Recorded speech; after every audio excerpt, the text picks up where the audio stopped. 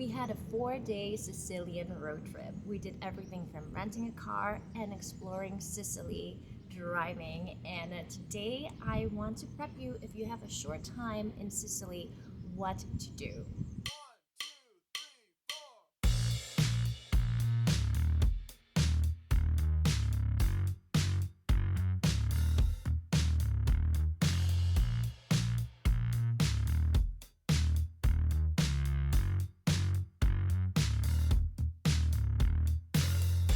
Hi everyone, I am Noreen from Where to Now, and today is all about Sicily. We just arrived in Briano in the Amalfi Coast, and yeah, I have some time now, so I want to make a little video for you guys telling you how it is, how Sicily is, if it's worth visiting, how driving in Sicily is, because we actually rented a car in Sicily, and where we went, what we regretted from our trip, what town, what city to skip, and what city deserves more time, because sometimes a day is not enough. So this is all about Sicily, this vlog, and yeah, I'm ready to share my experience driving and exploring Sicily. If you're visiting Italy and decided to travel all the way south to the island of Sicily, a good choice. You're about to eat some amazing food. But what's the best way to get there? The island of Sicily has two main airports, Palermo and Catania. If you're spending a week or less in Sicily and renting a car, I recommend flying into one city and out of another to maximize your time there. If you have 10 days or more, I recommend flying in and out of Palermo. That way you can drive in a complete circle through the island. So, how long would it take to drive around Sicily? I would say at least 2 weeks. However, you can enjoy some of the island's highlights in a week. In this blog, I'll help you create a road trip through Sicily for those with 5 days, a week, 10 days, or 2 weeks to explore the island. We had a total of 4 days in Sicily, so we flew from Rome to Catania, did a mini road trip, and then flew from Palermo to Naples. You can also take the ferry from Naples to Palermo, but flying is way faster and about the same price. Once we landed in Catania, the first thing we did was rent a car. If you're planning to drive in Sicily, I recommend getting an international driver's permit in case you get pulled over by the police. That only happened to us once in Catania, and we were so happy we had the permit. All we had to do was show it to the police officer, and they let us continue driving with no problems whatsoever. Another pro tip, and this applies to any car rental you ever do moving forward, and that is to make sure that you take a picture and even a video of the car you're renting before driving off. This saved us big time. We picked up our car from Catania and dropped it off in Palermo, so we visited 2 different car rental offices. There was a dent in the car we rented, and the only thing that saved us from not being charged extra was having the video proof that the dent was already there. Driving in Catania was easy.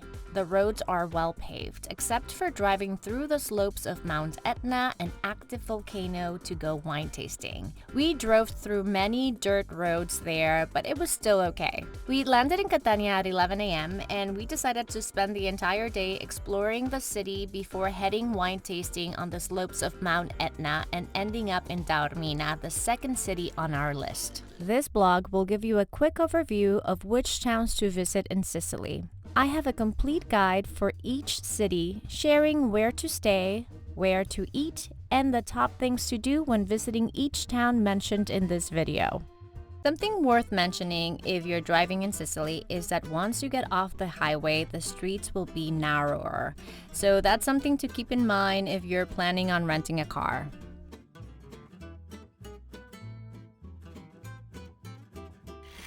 Sicily feels very different from the rest of Italy. There's a charm, explosion of colors, and a collective vibe here.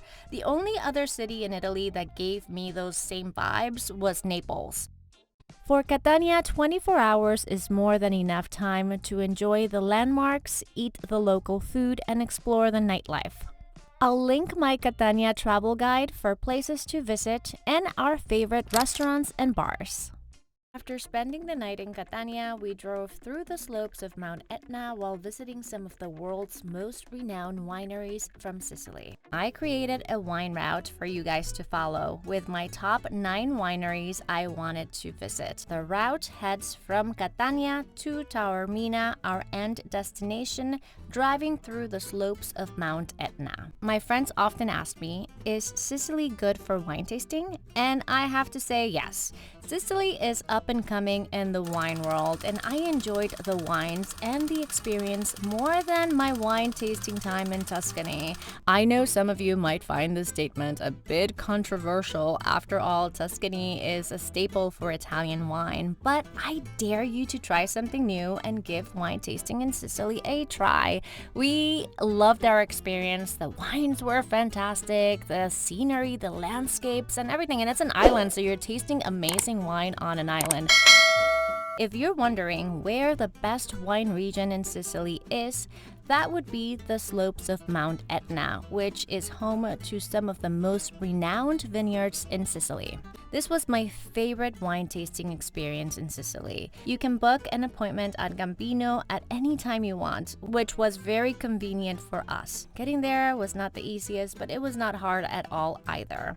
They have plenty of signs for us to follow along the way. What made the drive a bit more challenging was that our GPS, for some reason, took us through some dirt roads at times, but we found our way nevertheless. This entire area in general is filled with vineyards, so if you get lost, you'll end up at another one, so hey, it's all good.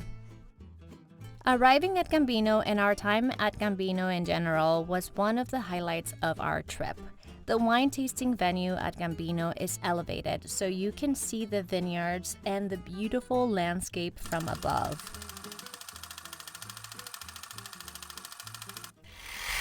We had such a great experience at Gambino, and we didn't even want to leave. I would have been okay with just going to that one winery alone. It was magical. It was a great time. If you can only visit one winery on the slopes of Mount Etna, go with Gambino. You won't regret it. Other wineries you can visit near Gambino if you want to continue wine tasting and not drive too far are Etna Viviera Winery in Sicilio Tenuta di Valle. You can also add Emilio Etna Wine, making your total journey 52 minutes, stopping at 5 wineries. If you have more time, add a day or two for an agriturismo stay in Sicily. You can stay at a family-owned winery on the slopes of Mount Etna for an unforgettable memory of your time in Sicily. I'll link my favorite ones below and trek Mount Etna on day 3.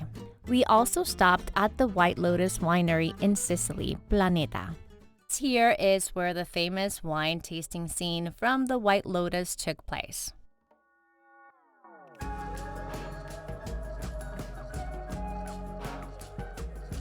Another thing I found cool was that when you are in the winery, they have on display the different types of soil from all the vineyards. This influences the flavors of the grapes and the notes of the wines from the land that it's growing and that specific winery in general. I thought that was really neat to see the different soils labeled from all the different wineries. Stopping at these wineries is a really neat experience that deserves a few days of slow travel so you can take in the moment. Here's a complete guide for wine tasting on the slopes of Mount Etna.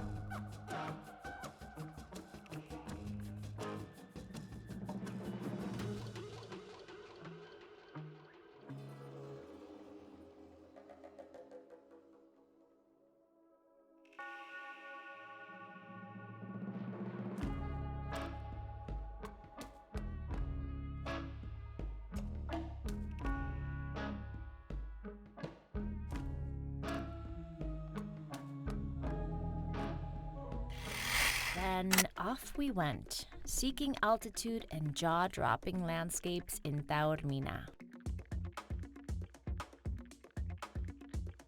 The drive from Catania to Taormina is approximately 45 minutes. We are starting in Taormina with an epic viewpoint at Pier di Via Pirandello. Look how high up we are, guys. We were driving through those streets not too long ago, and now we're all the way up here. That's so neat and cool, and I am just so excited to be here.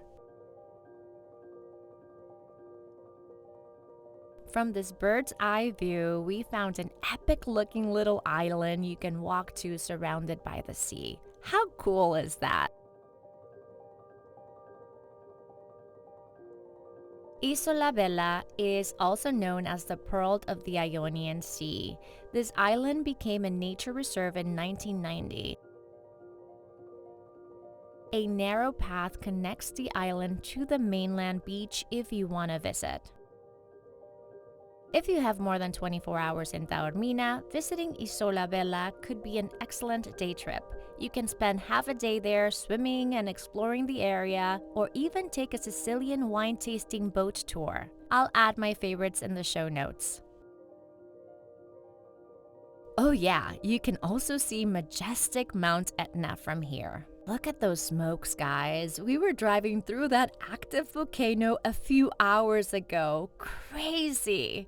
There's so much to do in Mount Etna. You can trek it, visit wineries on its slopes, and even go skiing at the top with snow and lava at the same time, if you dare. The small town of Taormina is charming and truly comes to life at night.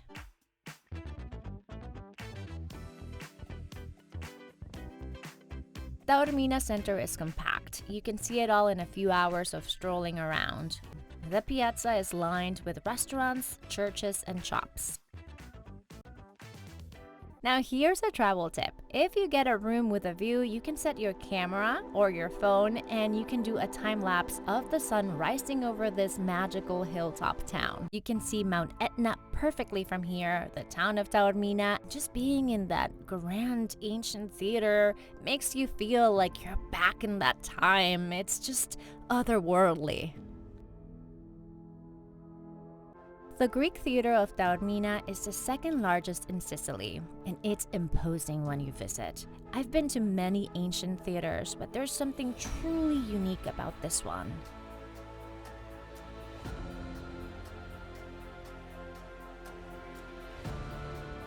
Perhaps it's its setting with Mount Etna in the backdrop, or the altitude and charm of the area and its town towering down the Ionian Sea. This is definitely a sight not to miss in Taormina. Another thing I love about this theater is that despite its old age, it still hosts events, plays, and concerts. So if you have more than 24 hours in Taormina, I recommend booking a concert for an unforgettable evening overlooking the majestic sights of Mount Etna. And on a scenic road, we made our way to Cefalù, our next destination. We drove from Taormina to Cefalù. The drive was about 2 hours and 45 minutes. Cefalù is a beautiful beach town with laid-back vibes, ancient historic sites, and scenic landscapes. A big note on driving in Cefalù. Look how narrow these streets are. You have to be very careful when driving. There were many times when we had to close our side mirrors in order to pass through. Also, this area is the historic center of Cefalù, so you need a permit in order to drive here. If you decide to stay at Osuna Bay, the hotel will also add your vehicle's license plate to the authorized cars to drive through the area in case you get pulled over by the police, since this is a traffic-controlled area.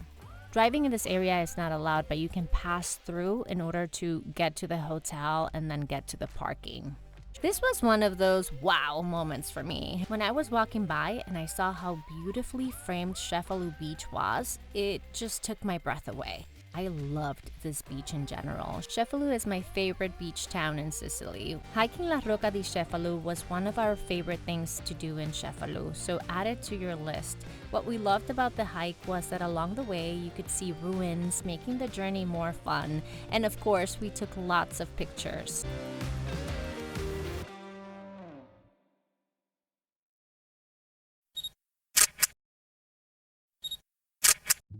After our hike, we made it down to Cefalù Beach.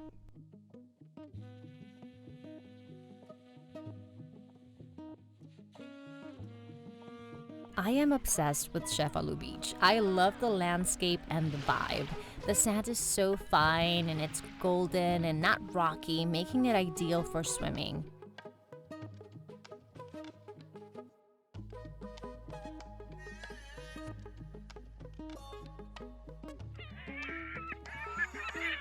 What I love about Cefalù Beach is that it doesn't feel very touristy, making it ideal for any traveler. At Cefalù Beach, the golden sand invites you to slow down, sip an Aperol Spritz, and take in the moment.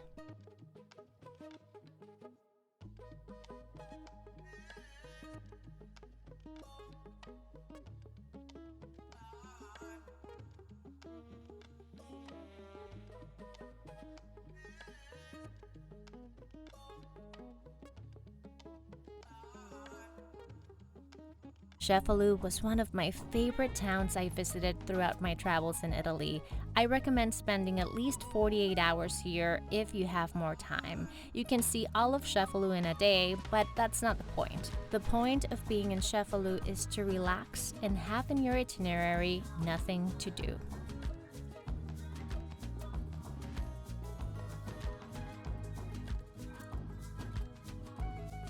I need to return to Cefalù because Cefalù made it to my top 3 places during my entire time backpacking Italy. It was on my top 3. I loved the vibe here. It's just incredible. If you can visit, put it on your list. You won't regret it.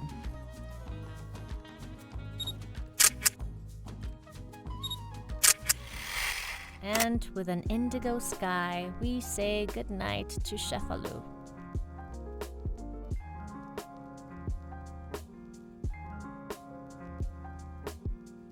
Next morning, we took a final stroll down the Cefalù boardwalk and drove off to our next city in Sicily, Palermo.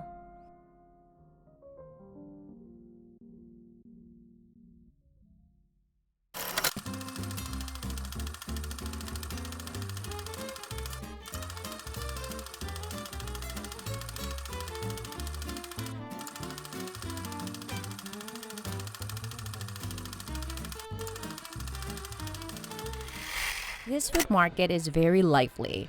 We were excited to walk around and just eat. Palermo became a foodie destination for us the moment we landed.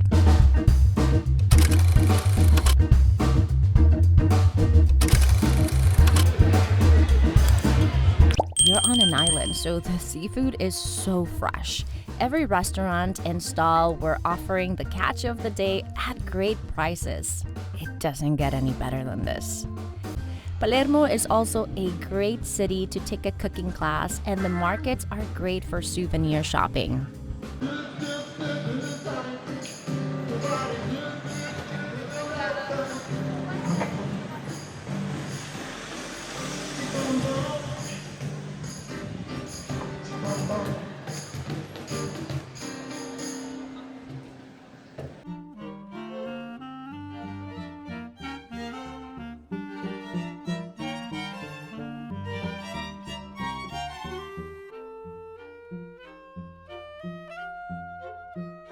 Prego. Grazie. Due. And more traditional Sicilian street food. You can spend your entire day eating in Palermo. That's what we did. In Palermo, we got the best views of the city from the rooftop of the hotel we were staying at. This is a great spot to catch the sunset overlooking the city. The scenery in Sicily is beautifully dramatic, and the streets are filled with a contagious energy that makes you want to stay and never leave. We need to come back to Sicily and do the second half of the island. These were the highlights of our 4-day road trip through Sicily. We did a lot in 4 days, but Sicily definitely deserves more time. I think the sweet spot is 10 days to 2 weeks, but you can still see a lot with fewer days. We did.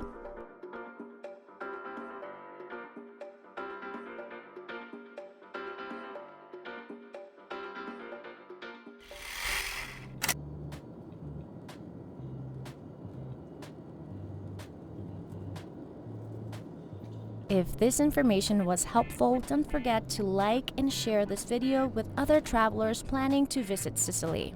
And if you've been to Sicily before, share your favorite towns in a comment below so other travelers visiting the island can find new places to explore. Thanks so much for watching. If you enjoyed this video, please like and subscribe. Till next time.